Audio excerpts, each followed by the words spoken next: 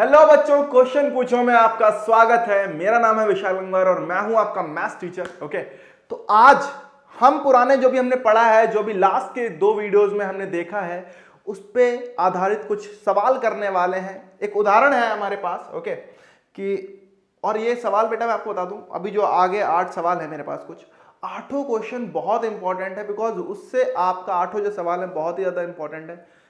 उससे आपका जो कॉन्सेप्ट जितना आपने सीखा है पिछले 2 क्लास में, वो सब कुछ निचोड़ निकालने वाला हूं मैं। क्लियर है? तो बहुत ध्यान से सवाल करिएगा। तो सवाल सुन लीजिए, क्या है भाई, कि नीचे दिए गए कथन सत्य असत्य है।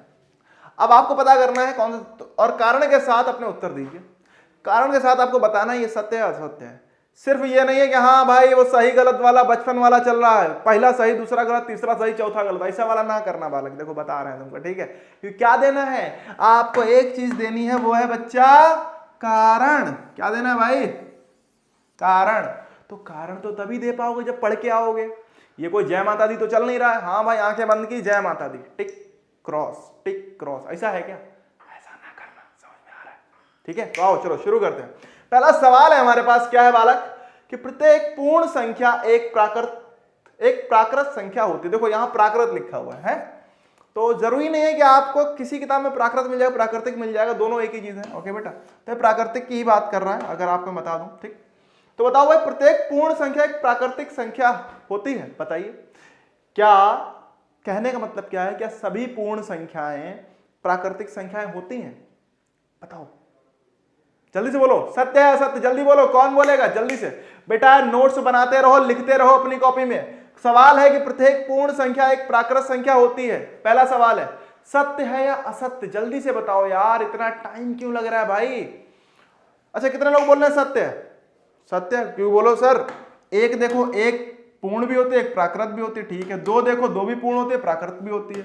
3 भी पूर्ण भी है प्राकृतिक भी है, 4 भी है 5 भी है, सभी की सब तो दिख रही है सर। सही बात है बालक, तुम भूल गए कुछ। पता क्या, तुम एक संख्या छोड़ दिए, जो संख्या सिर्फ पूर्ण होती है बट प्राकृतिक नहीं होती है। अरे भैया, 0 भी तो एक संख्या है, 0 भी तो एक संख्या है, जो सिर्फ क्या होती है?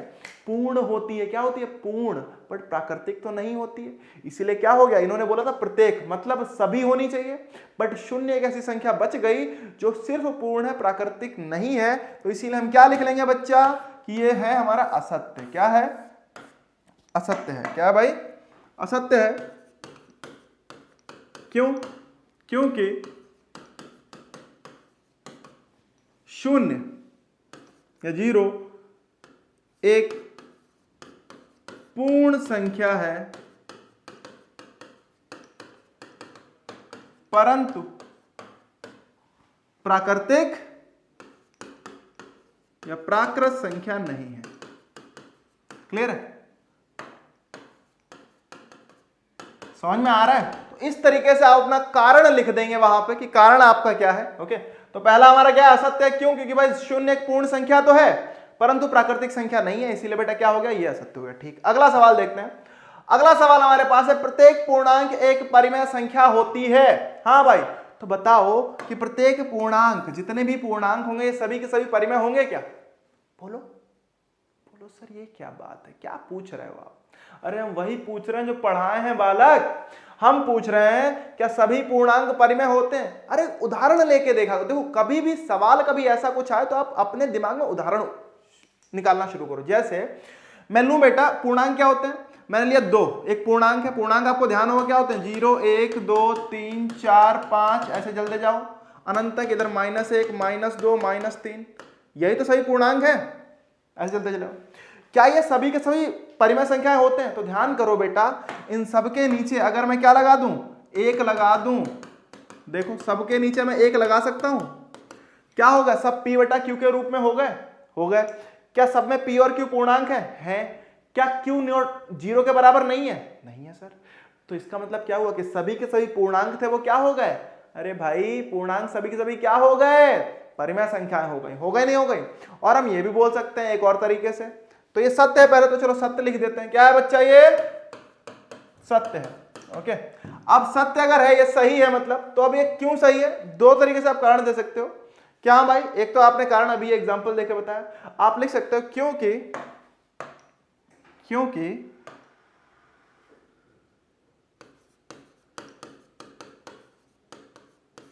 प्रत्येक पूर्णांक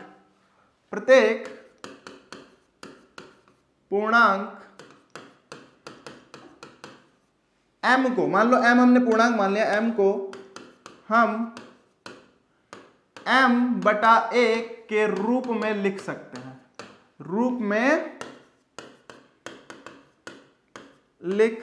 हैं, या लिखा जा सकता है। क्लियर है नहीं क्लियर है? जहां पे m भी एक पूर्णांक होगा, एक भी एक पूर्णांक होगा और नीचे वाला 0 के बराबर भी नहीं होगा, इसीलिए बेटा क्या हो गया, ये हो गया हमारा प्राकृतिक, मतलब सत्य हो गया। ओके, चाहे तो एक और चीज क्या भाई, क्या होता है कि परिमेय संख्याएं पूर्णांक और धनात्मक और ऋणात्मक भिन्न का ही तो संग्रह होता है, तो इसीलिए भी ये सही है। क्लियर है नहीं क्लियर है? तो समझ में आ गया सत्य क्यों है, कैसे कारण देना है, समझ में आ रहा है। चलो भाई अगला देखते हैं। अगला है भाई कि प्रत्येक परिमेय संख्या एक पूर्णांक होती है।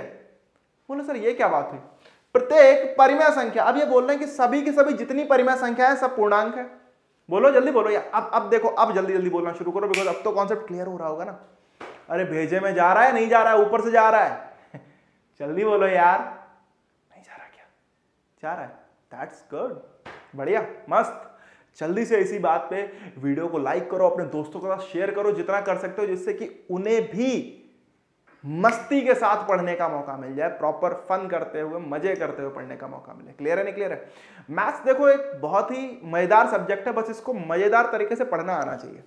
अब इसको बोरियत के साथ पढ़ोगे, हाँ भैया सवाल लगाना, एक सोच लोगे एकदम कि हाँ भाई ये हमारे लिए वो होगा, तो बेटा फिर मैथ से बुरा भी कुछ नहीं है, सच बता रहे हैं। अगर उसमें रुचि नहीं लोगे ना तो वो तुम में रुचि नहीं लेगा और रुचि चली जाएगी फिर मैथ्स में से। समझ में आ रहा है? तो आओ देखो, तो भाई क्या है, प्रत्येक परिमेय संख्या एक पूर्णांक होती है। तो प्रत्येक परिमेय संख्या एक पूर्णांक होती है, अगर सवाल हमारे पास है तो भाई देख लेते हैं। देखो अब मैंने लिखा, चलो भाई 3 लिखा, 3 एक परिमेय संख्या भी है और पूर्णांक भी है, सही है। लेकिन क्या 3/2, क्या 3/2 परिमेय तो है, लेकिन क्या ये पूर्णांक है? नहीं है भाई, ये तो बटे में आ गया। तो बेटा तो ये क्या हो गया इसीलिए, और इन्होंने क्या बोला, प्रत्येक परिमेय संख्या एक पूर्णांक होती है। हो ही नहीं सकती भाई, क्योंकि बहुत सारे नंबर जो भिन्न के रूप में होंगे वो पूर्णांक तो होंगे नहीं, तो इसीलिए हम बोल देंगे ये क्या है, असत्य है। बेटा क्यों असत्य है? क्योंकि आप लिख दो, कोई कारण दे दो, क्योंकि हम बोल सकते हैं कि 3/2 एक कारण बस दे दो, कोई नंबर का उदाहरण दे दो आप, क्योंकि 3/2 एक परिमेय संख्या है, परिमेय संख्या है, परंतु पूर्णांक नहीं है, अरे क्लियर है नहीं क्लियर है? अरे समझ में आया क्या? परिमेय संख्या तो है बट पूर्णांक है क्या? ये नहीं भैया। आइए आगे बढ़ते हैं। अगला सवाल देखो बेटा जल्दी से है, चौथा सवाल क्या है कि प्रत्येक अपरिमेय संख्या एक वास्तविक संख्या होती है। प्रत्येक अपरिमेय संख्या एक वास्तविक संख्या होती है क्या? सच बताओ। तो बेटा जल्दी से बताओ, जरा ध्यान से देखो, प्रत्येक अपरिमेय संख्या, कौन सी अपरिमेय संख्या एक वास्तविक संख्या होती है। मान लो मैंने लिखा, वो अपरिमेय संख्या क्या होती है, कर्णी 2, कर्णी 3, कर्णी 5, पाई, क्या ये सब वास्तविक संख्या है? अरे ध्यान करो भाई, वास्तविक संख्या होता क्या है, अपरिमेय और परिमेय संख्या का संग्रह ही तो होता है। तो जितनी भी अपरिमेय संख्या होंगी वो सभी की सभी वास्तविक होंगी। अरे होंगी नहीं होंगी? तो सिंपल सत्य है, लिख दो सत्य है। हाँ भाई, राम का नाम जैसे सत्य है वैसे ये भी क्या है, ये भी सत्य है। तो हम ले सकते हैं क्योंकि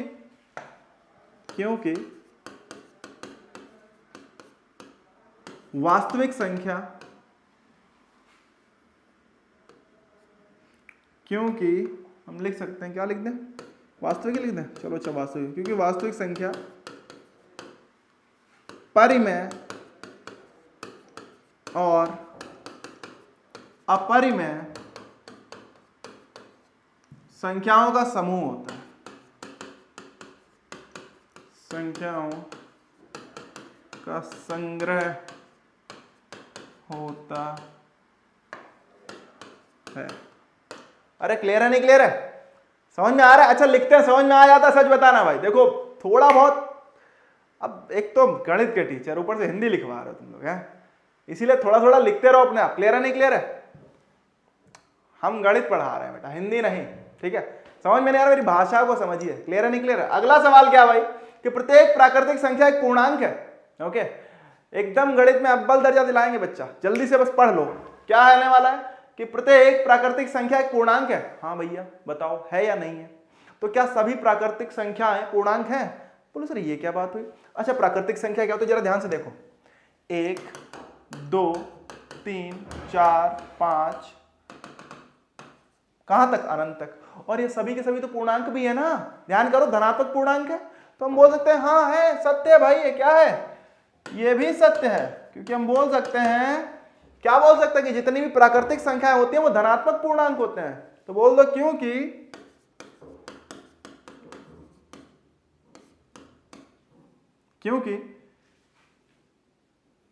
लिख लो या तो ऐसा भी लिख दो कि पूर्णांक क्या होता है?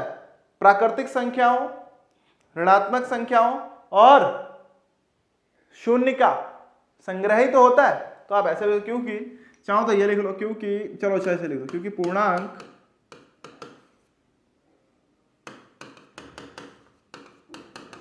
प्राकृतिक संख्याओं, चलो अच्छा लिख लो, प्राकृतिक संख्याओं, ऋणात्मक संख्याओं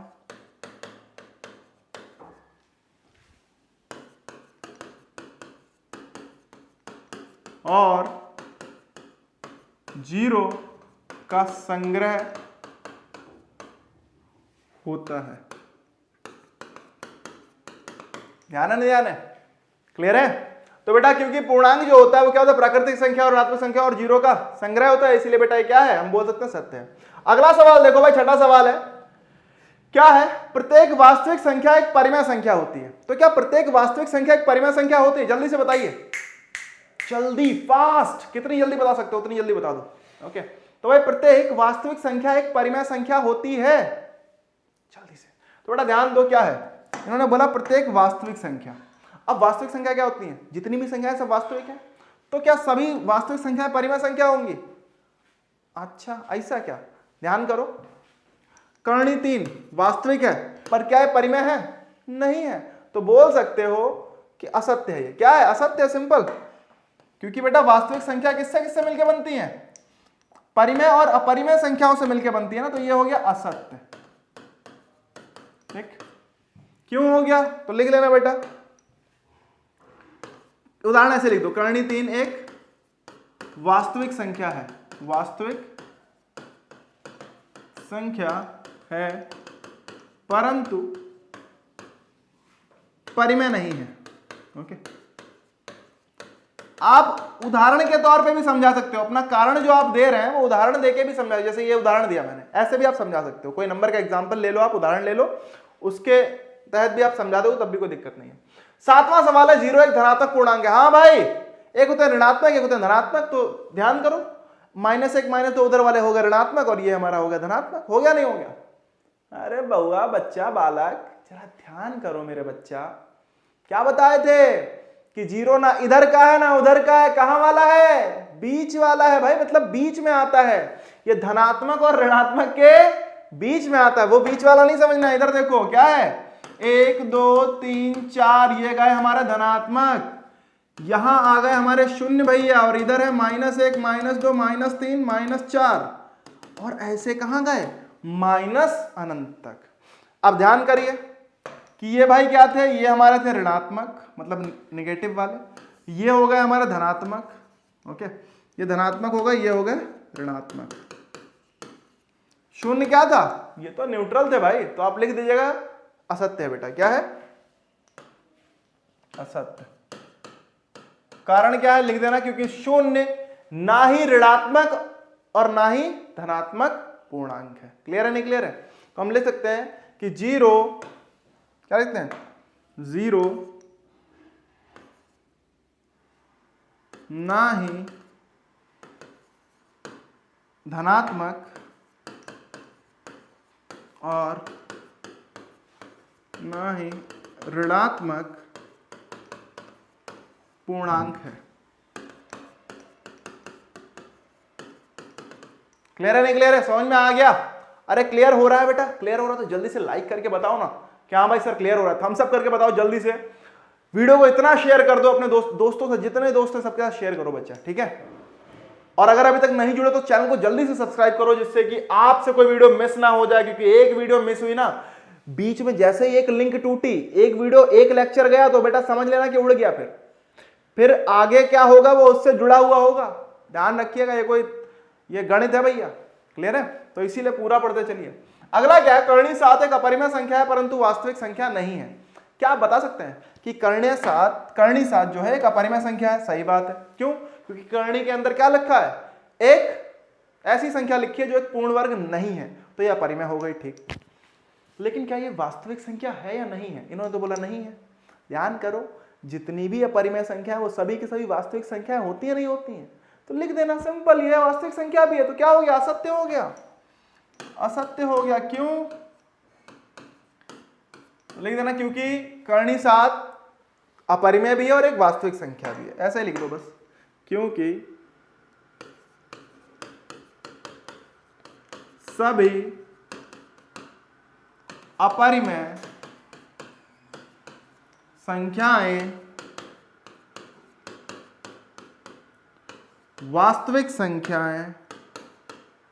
वास्तविक संख्या होती हैं। अरे क्लियर है नहीं क्लियर है? तो मुझे जहां तक लगता है आपको क्लियर हुए हुए क्वेश्चंस क्लियर हुए सभी के सभी। ओके, चलो तो आपको बताना है, जल्दी से मैं एक सवाल दे रहा हूं, आपको बताना है यह सत्य है असत्य है, ठीक है? कमेंट बॉक्स में लिख के बताइए, जल्दी से कमेंट सेक्शन में लिख के बताइए। आपका होमवर्क मान लेते हैं। क्या है भाई? कि सभी, सवाल है मेरे पास, क्या है भाई सवाल देख लेते हैं। चलो बताओ कि प्रत्येक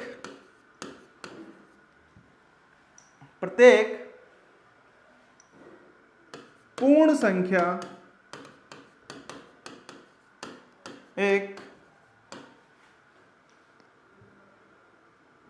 परिमेय संख्या है। जल्दी से बताओ, बहुत ही आसान सा सवाल दिया। आपको कमेंट सेक्शन में लिखना है कि यह सत्य है असत्य है।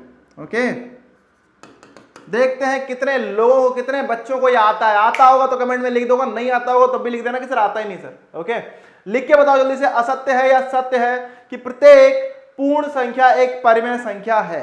ओके, कि जितनी भी पूर्ण संख्याएं हैं वो सभी की सभी परिमेय है क्या? अगर है तो लिखो सत्य, अगर नहीं है तो लिखो असत्य। कारण बात की बात है, आप लिख के बताओ जल्दी से। ओके, कोई कारण भी लिख सकता है तो बहुत अच्छी बात है। चलो तो आज के लिए इतना ही, मिलते हैं अगली क्लास में। ओके, अगली क्लास में हम दो परिमेय संख्याओं के बीच में कितनी परिमेय संख्याएं होती है ये पढ़ने वाले हैं। ओके, और किस तरीके से उन परिमेय संख्याओं को निकाला जाता है वो भी हम देखने वाले हैं। क्लियर है नहीं क्लियर है? तो इसीलिए नेक्स्ट क्लास बहुत ही मजेदार होने वाली, इंपॉर्टेंट होने वाली। ठीक है बच्चा, तो मिलते हैं अगली क्लास में, तब तक के लिए बाय बाय।